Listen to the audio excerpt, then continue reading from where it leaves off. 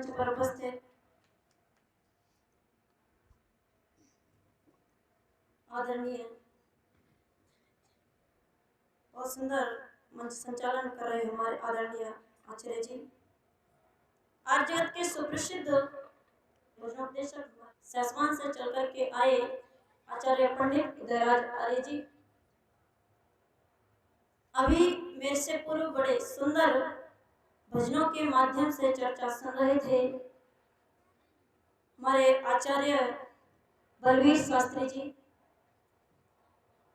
और उससे भी पूर्व सुन रहे थे आचार्य मुकेशानंद आर्य जी, और हमारे मध्य में बैठे आचार्य राजवीर शास्त्री जी। बहुत सुंदर संगति कर रहे हमारे भाई आदरणीय बुद्धदेव आर्य जी, मंच पर उपस्थित बैठे ब्रह्मचारीगण और आर्य समाज में सभी उपस्थित धर्मप्रेमी सज्जनों एवं मातृशक्ति। बड़ी सुंदर चर्चा आपके मध्य में चल रही थी। मैं निवेदन कर देना चाहती हूँ, कल भी मैंने चर्चा करी थी संस्कारों को, विषय को लेकर के। संस्कार न होने की वजह से आज हमारे परिवार टूट रहे हैं। कुछ चर्चा आपके मध्य में करूंगी कि आज एक त्योहार आता है, श्राद्ध और तर्पण मनाया जाता होगा। अधिकतर जगह पर मनाया जाता है श्राद्ध और बोल दो जरा तर्पण। वो किस तरह से मनाया जाता है? जब सावन के महीने में मनाया जाता है और पंडित जी को बुलाया जाता है खाने के लिए। जब पंडित जी का भोग लग जाता है फिर चील कौओं को खिलाया जाता है। कहते हैं जीवित पिता से दंगम दंगा और मरे पिता पहुंचाए गंगा। माताओं बहनों सज्जनों, जीवित माता पिता की सेवा नहीं करी, मरने के बाद चाहे तो कितने भी लड्डू मेवाएं बांट लेना, लेकिन हम कभी उद्धार नहीं हो सकते। हमारे जीवन में माता पिता का एक इतना बड़ा उपकार है कि हम कभी उन्हें उनके ऋणों से उऋण नहीं हो सकते। एक समझदार युवक आर्य समाज का प्रवचन कहीं सुन के गया होगा, तभी उसके घर में श्राद्ध तर्पण मनाया जा रहा था। तो वो पंडित जी के पास जाता है और जाकर के बोला कि पंडित जी, कल मेरे पिताजी का श्राद्ध है, आपको घर पे आना है। पंडित जी ने बोला ठीक है। वो समझदार युवक कहने लगा कि अच्छा बताइए कल हमें क्या क्या करना पड़ेगा। आप सभी पूछते हैं कि यज्ञ में क्या क्या सामग्री चाहिए। उसने भी निवेदन कर दिया कि कल क्या क्या करना है। पंडित जी ने उत्तर दिया कि देखो, जो तुम्हारे पिताजी को पसंद था वो सभी चीजें बनवा लो। खाने में जितनी भी चीजें पसंद थी वो बनवा लेना, पहनने में जितनी चीजें पसंद थी वो मंगा लेना, फल जितने पसंद थे मंगवा लेना। उसने 6-7 तरीके का तो खाना बनवाया, 3-4 तरीके का हलवा बनवाया, वस्त्र मंगवा लिए। पंडित जी आए, घर पे भोग लगाया, थोड़ा थोड़ा सब चीजों को खाया, थोड़ा थोड़ा हलवा, सारे जो गाजर का था, मूंग का था, आदि आदि, और वस्त्र भी लिए। साथ में उस युवक ने एक गाय भी दे दी। लेकिन जब सारा सामान पंडित जी लेकर के चलने लगे तब वो समझदार युवक कहने लगा पंडित जी अभी रुको, एक चीज और रहेगी। बोले क्या रह गया? सारा खाना मैंने खा लिया, पैक भी हो गया, वस्त्र भी मिल गए, गाय भी मिल गई, सारा सामान मिल गया, मेरा हो गया, अब आप करते रहिए जैसे करते हैं। तो वो कहने लगा कि देखो, मेरे पिताजी को शुगर था, मेरे पिताजी को शुगर था। आप कहते हैं कि जितने पिताजी को पसंद थी चीजें वो मैंने खा ली, अब आपके पिताजी तक पहुंच जाएंगी, लेकिन मेरे पिताजी को शुगर था। आपने तो कई प्रकार का हलवा मिठाई खाई है, वो इंजेक्शन भी आपको लेना पड़ेगा। माताओं बहनों सज्जनों, केवल ये ठगने की विद्या है, केवल हमारे धन को ऐंठने की विद्या है। वो वो पंडित जी का मुंह बंद हो गया। वो कहने लगा ये तो निवेदन कर दो माताओं बहनों, कुछ नहीं है। जब तक हम अपने माता पिता की सेवा नहीं करेंगे तब तक हमारे जीवन में, हमारे घर में, कहते हैं स्वर्ग नरक सातवें आसमान पर, चौथे आसमान पर है, लेकिन कहीं नहीं है। अगर स्वर्ग और नरक है वो आपके घर में है। अगर आपके घर में सुख नहीं है, शांति नहीं है, तो समझ लेना वो नरक है। और जिस घर में पूरा परिवार संपन्न है, सुख शांति है, धनवान है, उस घर में क्या है? स्वर्ग है।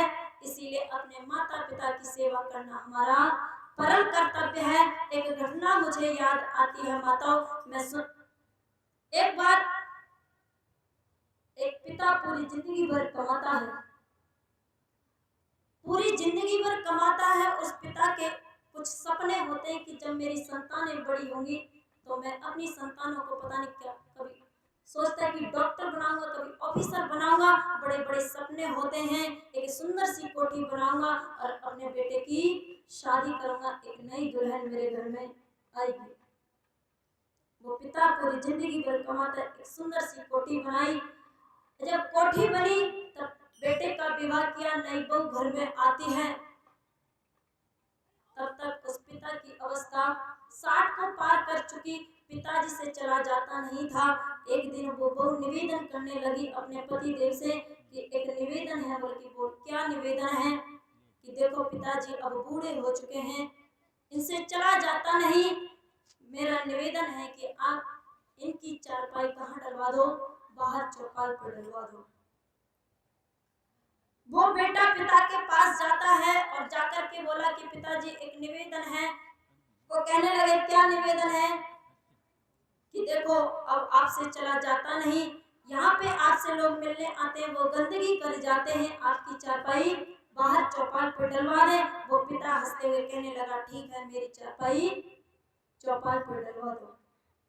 पिता की चारपाई चौपाल पर चली जाती है।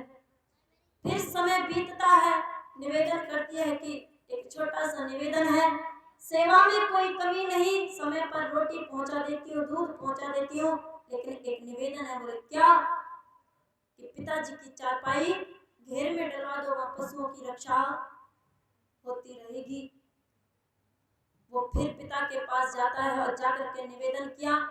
आज उस पिता की चारपाई घेर में पहुंच जाती है, पशुओं के बीच में पहुंच जाती है। जिस पिता ने पूरी जिंदगी भर कमाया और कहा, सोचा था कि एक कोठी बनाऊंगा, मेरा बुढ़ापा अच्छे से कट जाएगा, लेकिन उस पिता की चारपाई अब पशुओं के बीच में आ जाती है। फिर समय बीतता है माता बहनों सज्जनों, वो निवेदन करती है कि एक निवेदन है, पिता की चारपाई कहाँ पहुंचवा दो? खेत में पहुंचवा दो। घर घर की रखवाली मैं स्वयं कर लूंगी, खेत पर समय से रोटी पहुंचा दिया करूंगी, खेत की रखवाली होती रहेगी। पिताजी की चारपाई खेत में पहुंचा दो, वहां एक छोटा सा फूस का छप्पर डाल दिया, कपड़े पहुंचा दिए। माताओं बहनों सज्जनों, गजब हो गया।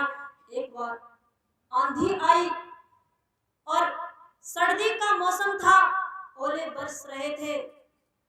जब रात को बेटे की नींद खुलती है और सोचने लगा कि इतनी सुंदर कोठी में मुझे ठंड लग रही है और मेरे पिताजी जंगल में हैं, मेरे पिताजी किस अवस्था में होंगे, एक बार मैं जाकर के देखूंगा। वो टॉर्च मांगता है कि देवी जी एक बार टॉर्च दो। वो बहू कहने लगी कि पिताजी ठीक से सो रहे होंगे, नहीं सोते हो, नहीं सोने देते हो, चुपचाप सो जाओ, ये कह करके उसने टॉर्च नहीं दी। लेकिन बेटे का दिल नहीं माना, वो टॉर्च लेकर के जंगल की तरफ जाता है। खेत में पहुंचते ही आवाज लगाता है पिताश्री, कोई आवाज नहीं आई। फिर आवाज लगाता है पिताश्री, जब धीरे से आवाज आती है कि हाँ बेटा, तब सामने टॉर्च जाती है चेहरे पे, तो पिताजी हंस रहे हैं। कुछ छप्पर था, उसमें लपेट के बैठे हुए, छप्पर पूरा आंधी में खराब हो गया था, कपड़े सब भीग चुके थे। माताओं बहनों सज्जनों, वो पिता एक कोन में फूस में छुपा हुआ बैठा था और हंस रहा था। वो बेटा कहने लगा कि पिताजी समस्याएं तो मैं बाद में पूछूंगा, लेकिन पहले इसका रहस्य बताओ कि आप इतनी मुसीबत में हंस रहे हैं, इसका राज क्या है? पिताजी चुप रहे। वो कहते हैं कि बेटा अगर इसका रहस्य पूछना चाहता है कि हाँ पिताजी मैं पूछना चाहता हूँ कि तो सुन कि तेरी माँ के कहने से तेरे बाबा को यही पहुंचाया था और चिंता मत कर तू भी यही आने वाला है। कहते हैं कृतम कर्म स्वभावं, जो जैसा कर्म करता है फल उसको वैसा मिलता है। इसीलिए माता पिता की सेवा करना हमारा, बोल दो जरा, धर्म है, कर्तव्य है, फर्ज है, क्योंकि हम उनकी औलाद हैं, संतान हैं। क्योंकि हम माता पिता की सेवा नहीं करेंगे तो संतान भी हमारी सेवा नहीं करेंगे। मैं आ रही थी ट्रेन में तो एक बहन थी, बड़ी सुंदर थी, देखने से लग रहा था कि काफी पढ़ी लिखी है और उसके साथ दो बेटे थे। एक बेटा था 6 साल का और एक बेटा 13 साल का। मैंने एक दृश्य देखा, उस माँ ने 2 पाउच निकाले और दोनों पाउचों को मिलाया और कहाँ डाल लिया? मुंह में डाल लिया। मुझे तो नहीं पता, शायद वो गुटखा कहते हैं विमल, दोनों को मिक्स किया, मुंह में डाल दिया और माँ को देखते ही बेटे ने 5 पैकेट निकाले, उसमें से एक पैकेट फाड़ा और उसने भी अपने मुंह में डाल लिया सुपारी का। आज वो सुपारी खा रहा है, कल को गुटखा खाएगा। इसलिए माता बहनों सज्जनों, जो ऋषियों ने, जो मुनियों ने परंपरा बताई, जो धर्म बताया, जो नियम बताए, उनका पालन करना हमारा कर्तव्य है। माता पिता की सेवा करना हमारा कर्तव्य है। बड़ी सुंदर पंक्तियां लिखी है माता पिता को समर्पित करते हुए।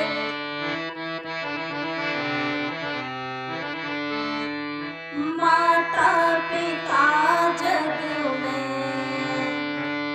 माता पिता जग में मिलके ना दोबारा है। माता पिता जग में मिलके ना दोबारा है। माता पिता जग में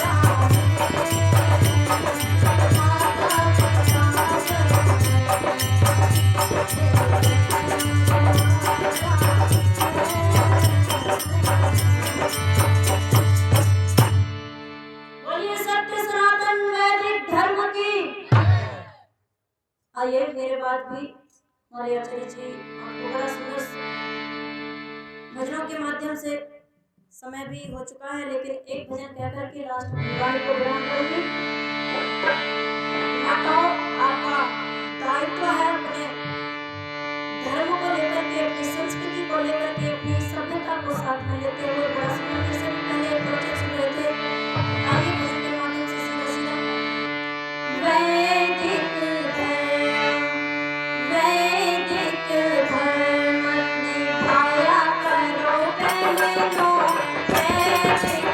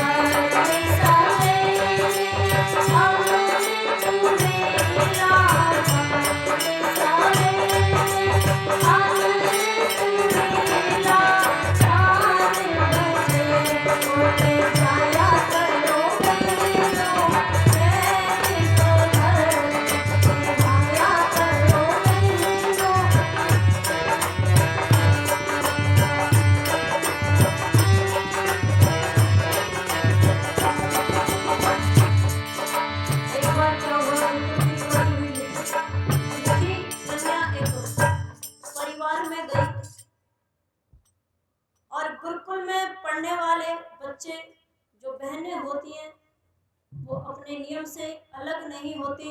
मैं निवेदन कर दूं, वो घर में जब रसोई में खाना बना रही थी तो उससे एक रोटी जल जाती है। पास में सास खड़ी थी, जब एक रोटी जली तो सास को गुस्सा आ गया।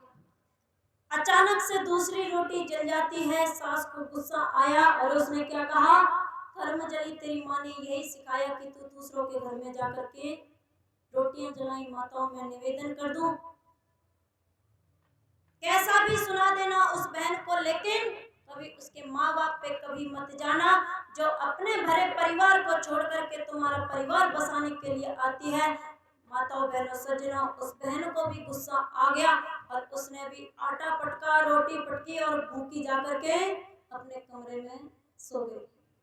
इधर सास भी गुस्से में अपने कमरे में जाकर के सो जाती है। जब सुबह हुआ, उस बहन के अंदर अच्छी आदत थी, वो प्रातः काल नमस्ते करती थी। जब सुबह उठी 4 बजे, जाकर के सास के चरण छुए और नमस्ते करी तो सास ने देखा 10 बार ऊपर से नीचे तक और कहने लगी, बेटी तू रात वाली है, तू रात वाली है। वो बहन कहने लगी कि हाँ माँ, मैं रात वाली हूँ। वो कहने लगी सास कि बेटी मैं ये कह रही थी, आटा महंगा हो रहा है, 2 रोटी की जगह 1 ही रोटी जला लिया कर। माताओं, बहनों, सज्जनों, आप इस सम्मेलन में आई हैं, इस सत्संग में आई हैं, तो एक नमस्ते का जो है, आज हमारे बच्चों के अंदर क्या आ रहा है, सुबह सुबह उठते ही बोलते हैं गुड मॉर्निंग। अच्छा, इसका हिंदी अर्थ क्या होगा, क्या है? गुड मीन्स अच्छा, मॉर्निंग सुबह, अच्छी सुबह। अच्छी सुबह तो सबकी है, जब परमपिता परमेश्वर उसकी व्यवस्था में कोई दखल नहीं कर सकता, तो अच्छी सुबह तो मैं तो सब प्रार्थना करती हूँ कि सबकी अच्छी सुबह होनी चाहिए। लेकिन जो नमस्ते का अर्थ है वो क्या है, जब नमस्ते करते हैं तो कहते हैं कि मैं आदर सत्कार पूर्वक आपका मान करता हूँ, सत्कार करता हूँ। माताओं, बहनों, सज्जनों, अपने बच्चों को सिखाओ, खुद भी सीखो कि नमस्ते का अर्थ क्या है और नमस्ते ही हमें करनी चाहिए। अब चल गया है राधे राधे, कृष्णा कृष्णा। कई बार मेरे से लोग कहते हैं राधे राधे, मैं कहती हूँ रुक्मणी रुक्मणी। गलत तो नहीं बोला? क्योंकि कृष्ण की पत्नी कौन थी? रुक्मणी। तो कहते हैं राधे राधे, मैंने कहा रुक्मणी रुक्मणी, वो चुपचाप चला जाता है सुन के। तो आइए क्या कहा, सोचा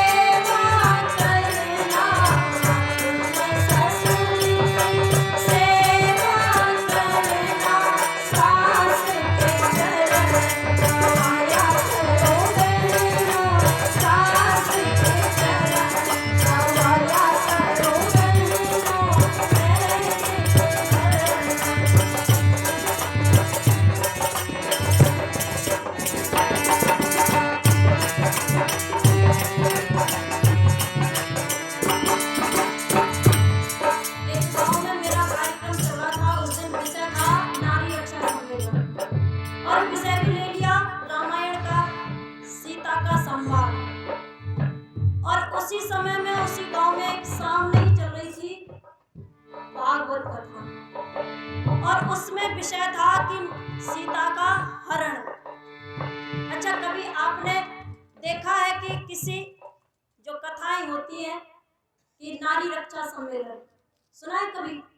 महिलाओं के लिए, समाज के लिए केवल और केवल वहां पे क्या होता है कि आज सीता की चोरी होगी और बच्चे हमारे नौजवान जाते हैं। मैं निवेदन कर दूं, वहां पे तो सीता को चुराना सिखाते हैं, लेकिन यहाँ रक्षा करना सिखाते हैं।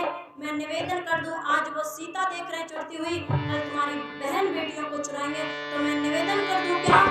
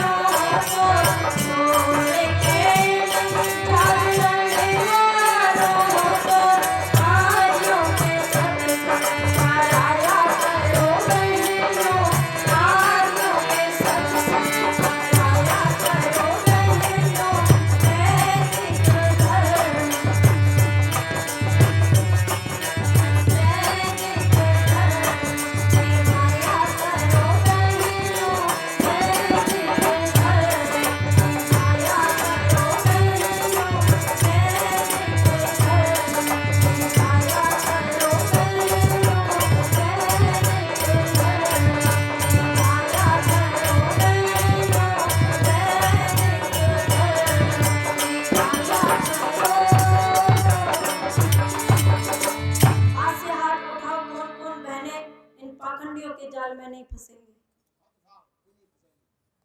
आप फंसोगी माता जी? फंसेंगे। मैं निवेदन कर दूं, केवल और केवल ये ठगने का काम करते हैं। कहते हैं आज हमारा हाथ देख दो, व्याख्या करूंगी अगली सभा में। मैं निवेदन कर दूं, किस्मत तो उनकी भी होती है जिनके हाथ नहीं होते, हाथ दिखाने जाती हैं माताएं। मैं निवेदन कर दूं, कुछ नहीं है जो परमपिता परमेश्वर ने हमको भेज दिया है, जितना वो हमें मिलेगा। जितने दुख सुख हैं, जैसा भी, उस परमपिता परमेश्वर को अपने मन में रखते हुए, उन पर भरोसा करते हुए, अपने धर्म को, अपने वेद को, अपने ईश्वर को जानते हुए, आप सभी ने बड़े ध्यानपूर्वक सुना। आप सभी का बहुत बहुत धन्यवाद। इति ओम शांति। आगे बढ़ते हैं।